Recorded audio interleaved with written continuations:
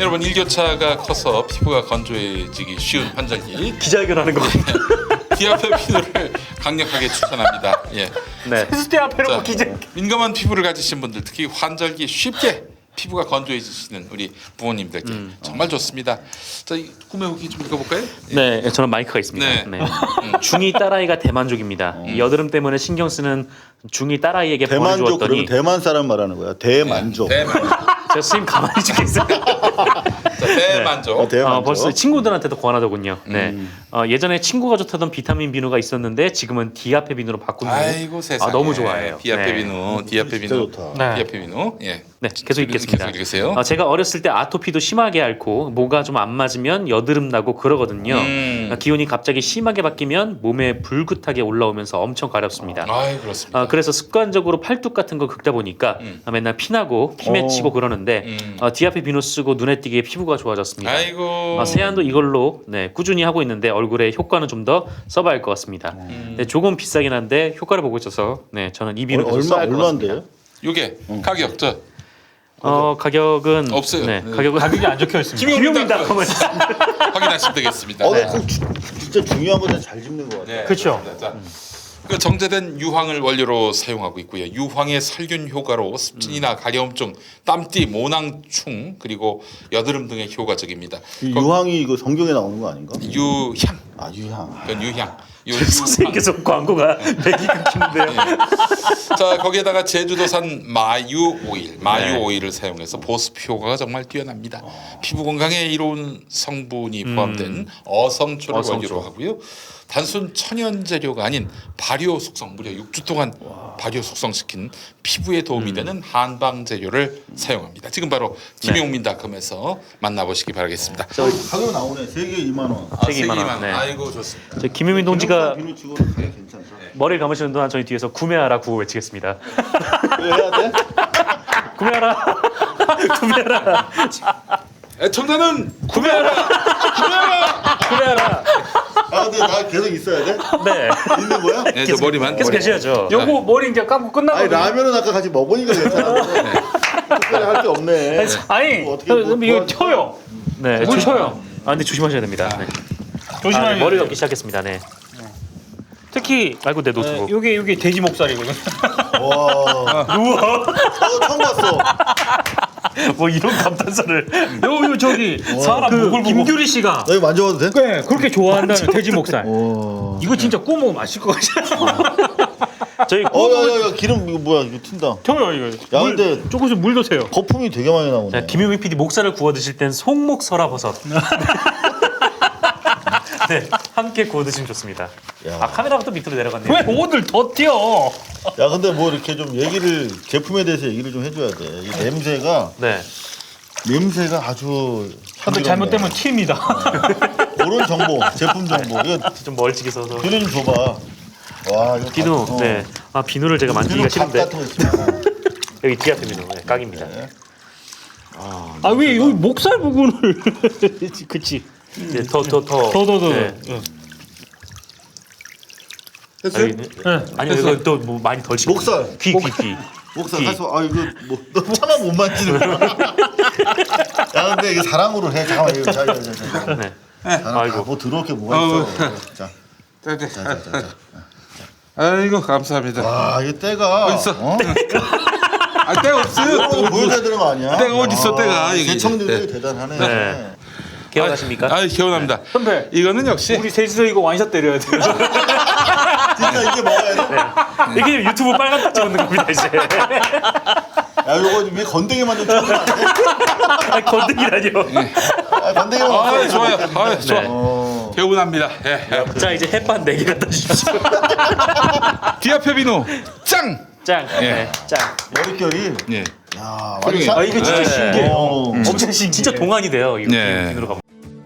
종양내과 전문의와 암 환우가 함께 항암 치료의 정확한 정보와 암 극복의 희망을 나누는 제3회 항암 치료의 날이 11월 20일 서울 쉐라톤 팔레스 호텔에서 개최됩니다.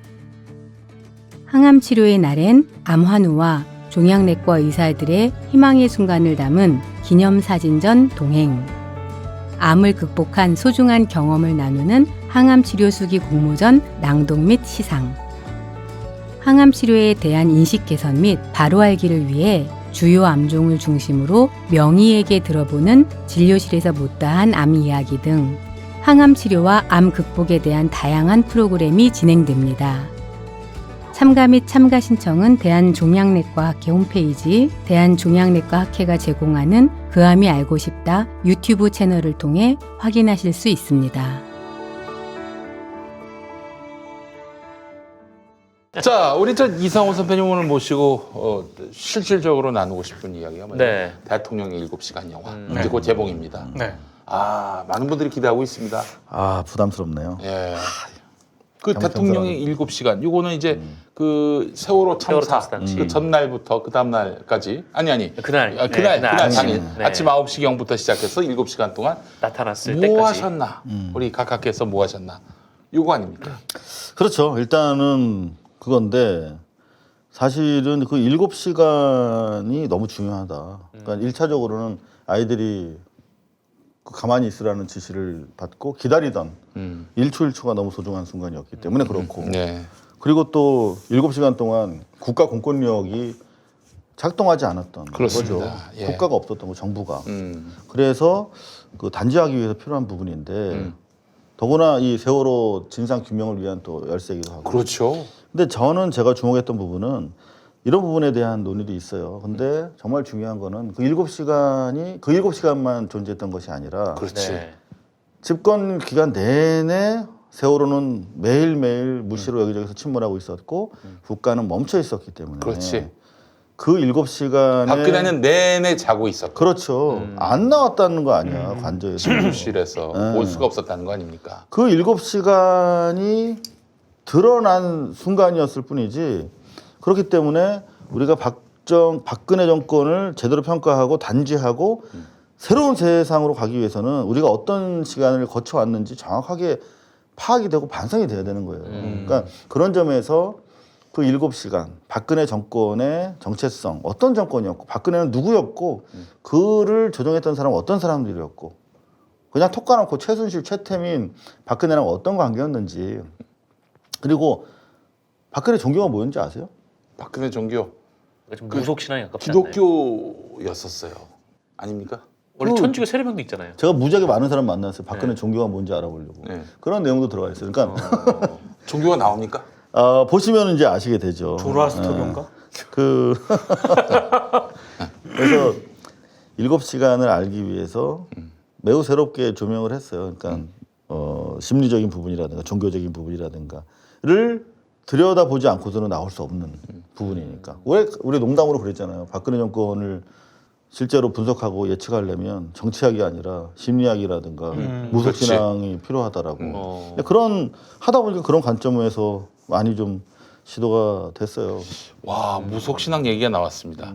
그 당시 청와대에서 구술했다 이런 소문이 아주 바다했거든요. 그때요.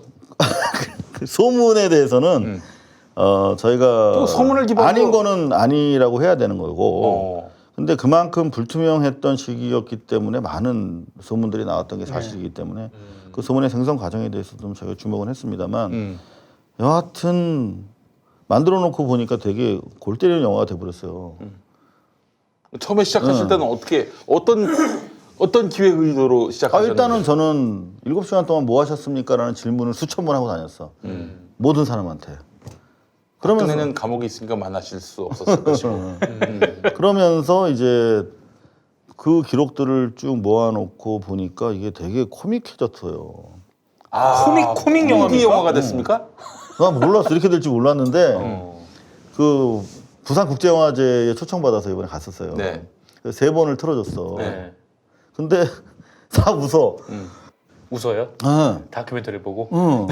아니 그 예고편 잠깐 유튜브에 올린 거 봤는데 네. 웃길 것 같더라고. 그래서 저는 되게 반가웠어요. 혹시 웃지 않을까라는 생각도 있었어. 근데 제가 세월호 영화를 2개 이미 만들었잖아요. 네, 네. 다이빙 배라고. 또 다이빙 뭐 블랙리스트라는 영화를 만들었는데 그거 다 보면 다 우시고 막 그래요. 그리고 너무 힘들어해. 보지 않고 그냥 나중에 볼게 이런 분들이 많았어요. 그래서 안 되겠다. 이게 그 이종인 사장님이 개 같아 이 말했을 때 정말 눈물이 마음 쏟아지더라고요. 녹아가지고. 네. 근데 여하튼 우리 아픈 역사 지나온 날들이지만 좀 경쾌하게 우리가 좀 마치 우리가 아픈 시절에 낙검수가 우리한테 청량제, 강장제 역할을 했다면 그런 영화가 좀 됐으면 좋겠다고 생각했는데 다행히 웃으시더라고. 그래서 내가 세 번 봤어 심지어 세 번째 상영할 때는 네. 7번을 대체로 크게 웃으시더라고. 아, 7번. 7시 대통령이 7시간에서 7번을. 그래서 야 됐다. 7번이면은 아 이거 코믹이다 이거. 시간별로 한 번씩 웃었다는 얘기인데. 그리고 또 일부 평론가들께서는 이건 약간 컬트적이다. 오컬트. 오컬트. 아까 그 웃음이라고 하는 것이 뭐 진짜 개그 코드가 발동돼서 웃기는 게 아니라 블랙 코미디 같은 거다. 그래서 블랙 코미디인데 예. 어이가 없어서 웃는 웃음이 한 3번. 네. 그리고 진짜 웃겨 재미있는 부분도 있어요. 한 3번. 나머지 한 번은 옆 사람이 웃어서 따라 웃는 것 같은 뭐 그런 개인적 코드인 것 같은데 여하튼 컬트라고 부르기엔 너무나 조금 무섭지 않고 심령 코믹이다. 심령 코미디. 네, 요렇게 정리를 해주시더라고요. 아무래도 무속인이 나올 것 같네 여기. 무속인 나와. 나온다니까. 나와요. 심령 코믹 그렇게 정리가 그러면 선배님, 그럼 제가 저도 이제 세월호 그 7시간에 대해서 관심이 많았으니까 질문만 하겠습니다. 이게 그 나오면 안 되잖아요. 네. 그 뭐라 그러지? 스포일러. 스포일러. 자, 롯데호텔 나옵니까? 그 가까이는 갔어요. 네, 가까이는 알겠습니다. 가고. 무속인이 등장하죠? 무속인 등장을 하죠. 상당히. 그 영화의 핵심 인물 아닙니까? 왜 영화들 안 보겠다는 겁니까 지금? 아니 저 사람들이 궁금해하니까. 궁금하니까. 네. 네. 참 질문 거칠어서 좋네. 식스센스에서 이름이 누구죠? 이런 거. 아니 일단 등장하냐고만 물어보요. 향정신석 마약물. 그런 것도 터치가 안 될 수가 없지. 이 정도. 터치가 됐다. 알겠습니다. 예.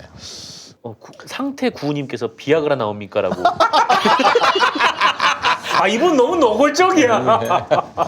약물 얘기도 살짝은 나와요. 나와요 그게. 근데 뭐 그거를 뭐 예. 구체적으로는 아니고. 네. 또 알겠습니다. 궁금해들 하시니까. 그래요. 네네. 그러면은 어떻게 그 대략 진실에 다가가는 일단은 적어도 우리가 이 중요한 사안에 대해서 네. 어디까지 알고 어디까지 모르고 우리 사회가 얼마나 한심한가. 이를테면 촛불로 인해서 우리가 새로운 권력 이양을 했는데 민주적으로 네, 예. 세월호 문제에 대해서는 최소한 우리가 할 수 있었어야 되잖아요. 여기도 이제 검찰 개혁 문제가 나오는데 검찰이 밝혔어야 되는 부분인데도 불구하고 그렇죠. 사실 검찰이 밝힌 것도 아니야. 특검이 말세마리 그거 말고는 특별히 없어요. 진짜. 예. 말세마리 그거 밝힌 게 말고 뭐 별로 있어? 없어. 별로 없어요. 그 드러난 거 수첩에 드러난 거 왜? 추가로 뭐 한 게 없어. 더구나 대통령이 7시간과 관련해서 실제로 특검을 했잖아. 특검까지. 특검에서 밝힌 게 뭔지 아세요? 한 톨도 없어요. 특검 발표문 혹시 본 기억나요? 아니요. 없죠. 특검 기자회견을 했는데 묻혔지. 거기 보면 대통령이 4월 15일 밤부터 4월 16일 오전까지 뭐 했는지 전혀 확인할 수 없었다. 뭐 이런 성형 시술을 비롯해서 의혹이 있었으나 수사 협조하지 않고 강제 수사권이 없어서 못했다. 촛불이 7시간과 관련해서 얻어낸 건 하나도 없어요. 그게 뭐야? 더구나 최순실에 대해서도 하나도 알지 못해요. 우리는 최순실과 박근혜가 어떤 관계예요? 알아야 되잖아요. 네. 우리가 애시당초 이 비극이 어디서부터 시작됐냐면 최태민과 박근혜의 관계를 역사적으로 규명하지 못하고 처벌하지 못했기 때문에 시작된 거야. 맞아요. 그래서 결국은 최태민 때문에 어찌 보면 11.6 사태도 발전한 거예요. 그런 대단히 중요한 임플리케이션이 있거든. 최태민을 막으려고 하는데 김재규는 최태민을 치려고 했고 그렇죠. 그렇지. 차지처럼 막았어요. 그렇죠. 그러면서 둘 간의 갈등이 고조됐어. 꼭 이것 때문은 아니지만 김재규의 최후 변론에도 나와요. 최태민 같은 놈이랑 싸고 도는 박근혜를 처단하지 못하는 대통령이 실망했던 취지의 변론이 나와요. 그 정도로 중요한 사건인데 우리가 최태민을 몰랐기 때문에 박근혜가 다시 나온 거야. 박정희 시대 망명이. 근데 마찬가지로 우리가 최태민의 네. 본질을 알았다면은 박근혜 대통령 안 됩니까? 못 되죠. 못 되죠. 된다. 대한민국 기독교 국가에서 못 되죠. 근데 이게 사실은 우리 팟캐스트에서도 우리 김현민 박사도 많이 뭐 전문가니까 너무나 존경하고 종교적인 사회 개혁을 가지는 루터 이후에 대한민국 별 말씀하세요. 나 잘 모르니까 막 던지는 거야. 할렐루야. 근데 실제로 이거를 말은 하기 되게 쉬운데 밤에 우리끼리 술자리에서 얘기를 할 수 있는데 최태민, 최순실, 박근혜의 정말 중요한 얘기를 신문에 못 써요. 방송에 못 해. 너무 어려워. 그렇죠. 취재가 어. 이게 이를테면 뭐 현몽 뭐 이런 꿈에서 뭐 지시했나 이런 거를 내가 박근혜 머릿속을 들어가야 하는 거잖아요. 네. 근데 요거를 취재를 해야 되는 상황이에요. 그래서 사실은 이제 보신 분은 알겠지만 되게 어려운 취재야 이게. 그래서 시간이 7년이나 걸렸는데 얼마나 만족하실지 모르겠습니다만 부족한 부분이 있으면 여러분들이 이걸 보시고 좀 요구를 해주셨으면 좋겠어요. 만약에 지금 세월호 우리 가족분들이 요구를 하고 계세요. 전면적 재수사. 우리 저 성렬이 형이 내가 너무 이미지가 실추됐다. 대반전을 한번 기해보겠다. 그래서 정말 조국 가족 털듯이 턴다면 진상규명 가능합니까? 당연히 가능하죠. 일단 한교안부터 넣고 황교안부터 영순이에요. 영순이에요? 그럼요. 오. 지금 우리 유가족들이 체포 명단을 발표했잖아요. 맞아요. 거기 보면은 박근혜, 황교안, 김기춘 순서로 돼 있어요. 그래요. 거기서도 그렇고 내일 또 지금 개헌 문건 추가 지금 군인권위원회에서 군인권센터에서 얘기 발표를 들으신 게 하는데 있어요? 뭐 추가적인 자료가 있대요. 그래서 저희도 내일 가서 지금 생방송을 하려고 그러는데 너무 중요한 사안이잖아요. 근데 거기도 뭔 내용인지 황교안 대략 좀 아세요? 뭐 자료가 더 추가로 나왔다는 것 같아요. 그러니까 오늘 이게 뉴스공장에서 조금 얘기가 좀 나왔던 것 같은데. 네. 그래서 거기도 황교안이 걸려 있고 해서 하면 충분히 나온다. 저는 그렇게 생각돼요. 다시 검찰 수사를 우리가 원천적으로 뒤집어서 다시 보면 충분히 나올 수밖에 없죠. 검찰이 말을 안 들으면 경찰이 하면 어떨까요? 경찰이. 근데 지금 유가족들께서 주장하시는 게 특수단이잖아요. 특별수사단. 기소권도 있는. 네, 별도의 이제 그건 이제 뭐 총선이 필요하겠죠. 결국 그것 때문에. 근데 특별수사단을 요구하고 계신데 기소권, 수사권을 갖는 한시적으로라도 그런 제3의 수사기관이 나서지 그게 뭐 않으면 특검의 형식을 띄워도 상관은 없을 것 같아요. 그렇겠죠. 예. 여하튼 좀 특별히 담당을 할 수 있는 수사 팀을 요구하고 계십니다. 아니 지금 박근혜는 최고급 병실에 있어요. 네. 그리고 들리는 소문에 의하면 내년에 우리 공화당 공천 주신다는 소문도 있고. 지금 공식적으로 예. 옥중 정치, 병상 정치를 시작했잖아요. 네. 지금 저는 정말 놀라는 게 결국은 태극기 모독 부대들이 친박이랑 합쳐서 거기 안에도 분파가 다양하지만 글쎄 말입니다. 박근혜 석방과 옹이 다시 부활, 복권을 지금 시도하고 있는데 네. 결국 그 집회에 황교안이 갔잖아요. 네. 이제 그 공식적으로 황교안이 태극기 모독 부대는 하나가 된 거거든요. 그래서 컴백 박근혜를 같이 지금 이 여당이 지지하고 있다라고 볼 수밖에 없는 구도가 됐는데 우리는 얼마나 박근혜와 최순실에 대해서 그들이 다시 되살아나지 못하도록 역사적으로 봉인하고 있는가 그런 노력을 하고 있는가를 생각하면 아찔하죠.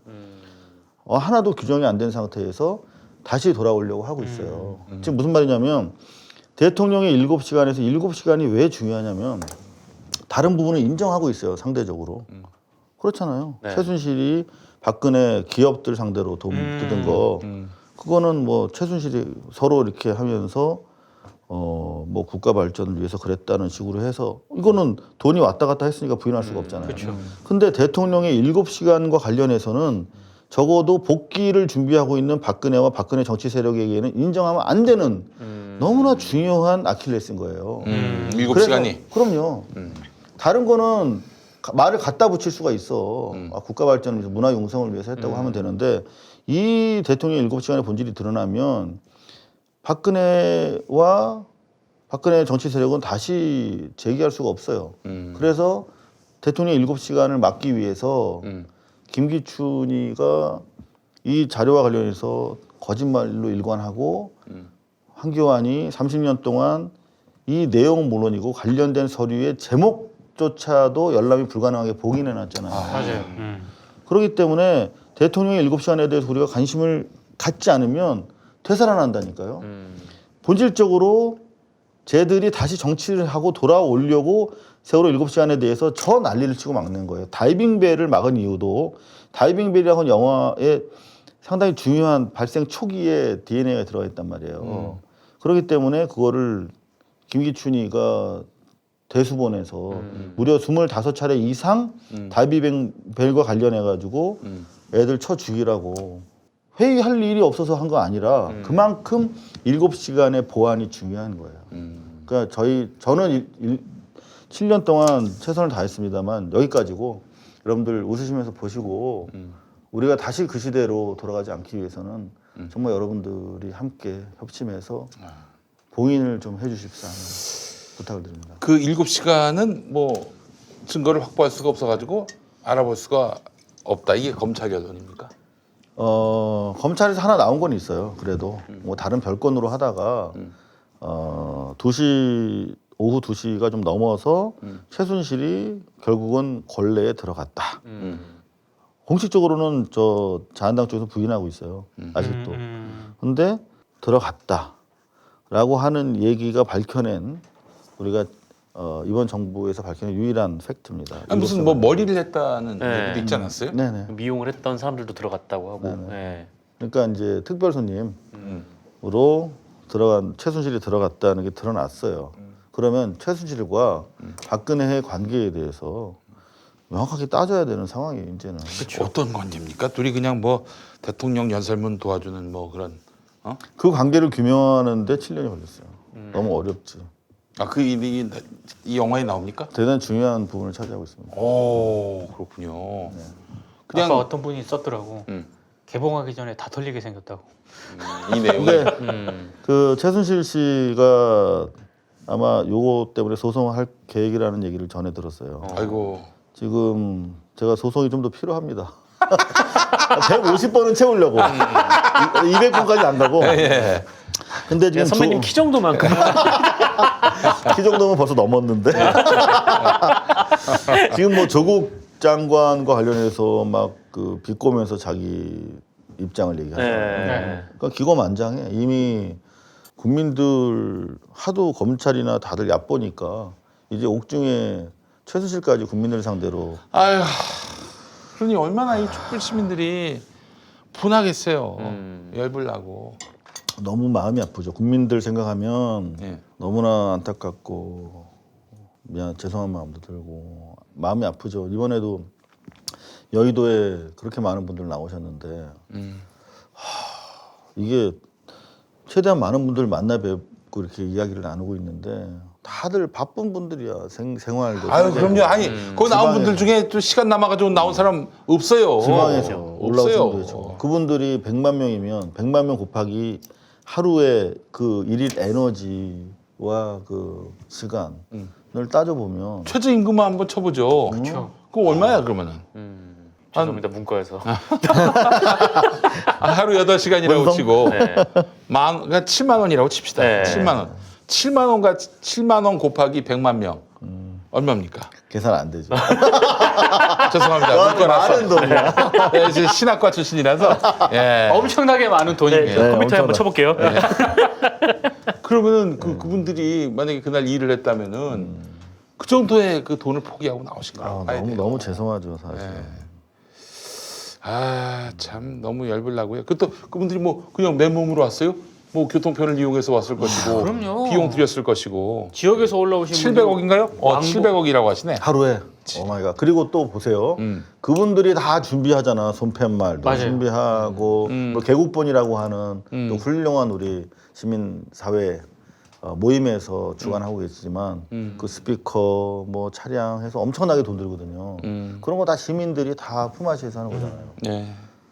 아니, 그러니까 이거는 한 번 모여도 대역사입니다. 그렇죠. 그럼요. 엄청난 일이에요. 그런데 이걸 매주 하시는 거 아니야?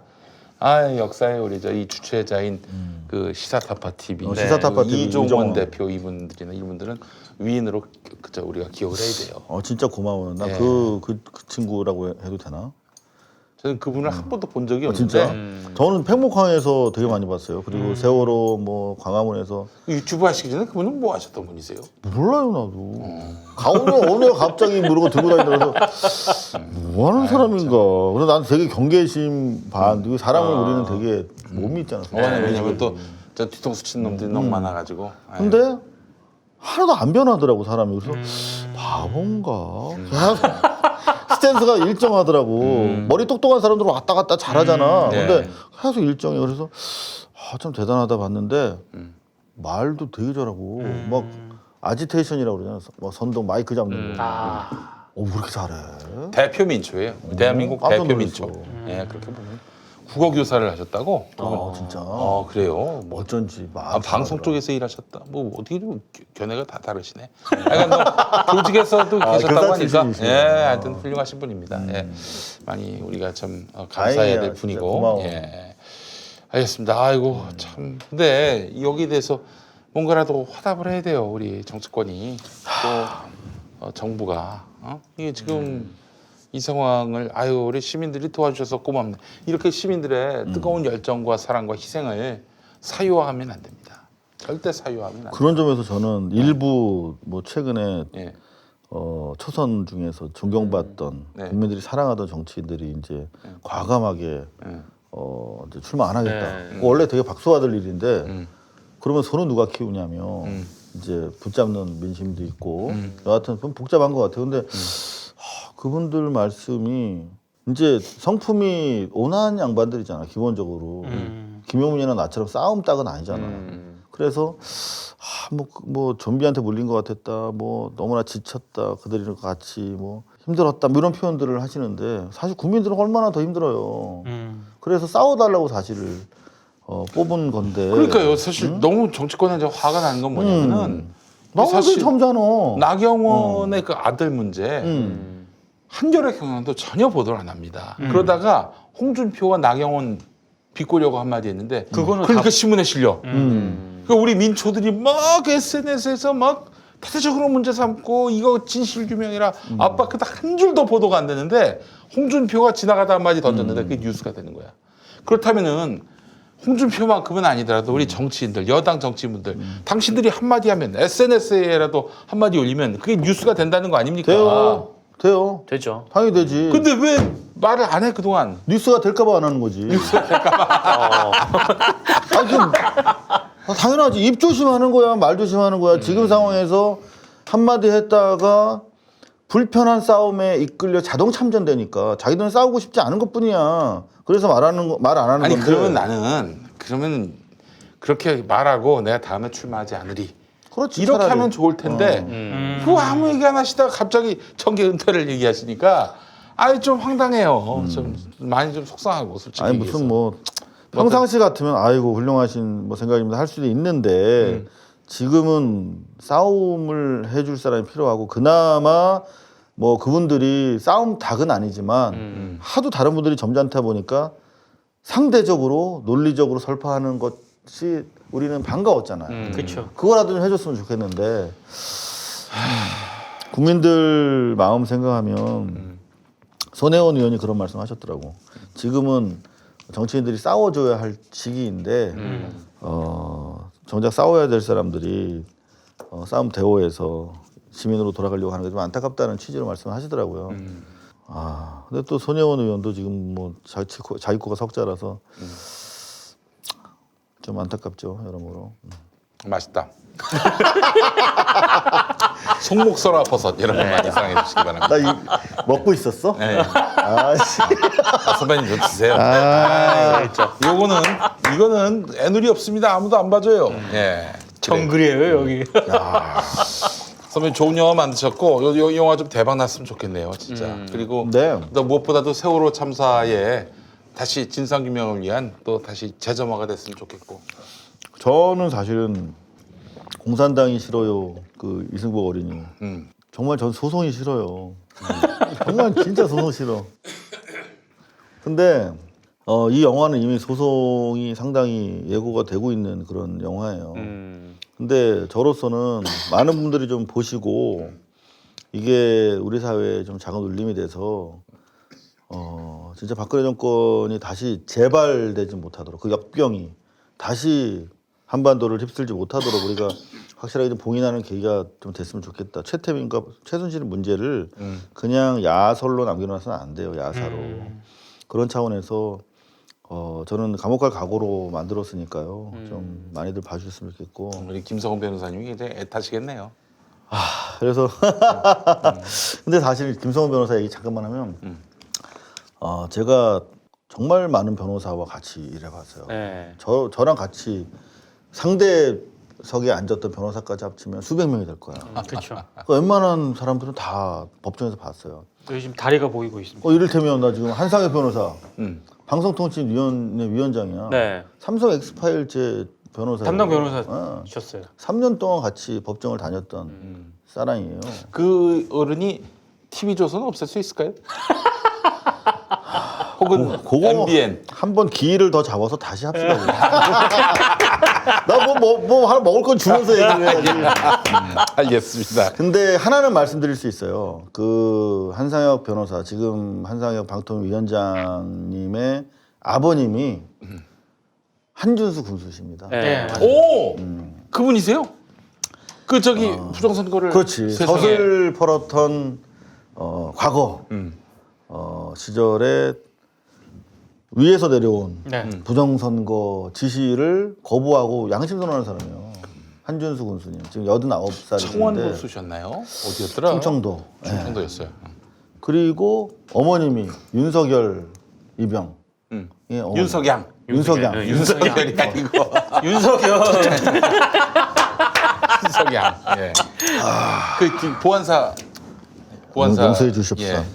그렇지. 그 보안사 그 폭로한 집안이 그러니까 뭐 말 다 했죠. 그리고 이 양반이 법과 관련해서는 정말 원칙론자예요. 그래서 쭉 좀 지켜보고 있습니다만은 MBN, TV조선 법적으로 하자되는 뭐 있으면 봐주는 일은 절대 없을 거다. 법적. 와, 그럼 됐네. 네. 근데 이제 문제는 뭐냐면 아시다시피 그런 게 나오면은 이제 시간 끌기 들어간단 말이야. 네. 그죠? 네. 무효 소송도 그쵸. 들어갈 것이고. 소송 갈 거고. 그게 한 3, 4년 돼요. 음. 그러면 이제 3, 4년 동안은 내년 4월에 만약 그렇게 됐다. 나가리 됐다. 그러면 3, 4년 동안은 소송을 하면서 어떻게 하겠어요?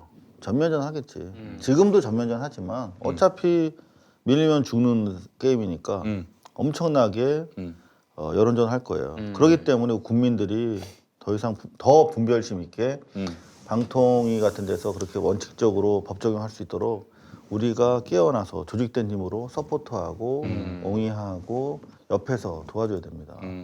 그리고 조국 교수가 삼성 엑스파일 할 때 또 변호인이었어요. 대법원 가면 변호사 아닌 사람도 변론할 수 있어요. 아, 그래요? 왜냐하면 사실 관계를 다투는 게 아니라 법리심이기 때문에. 그러네. 그럼요.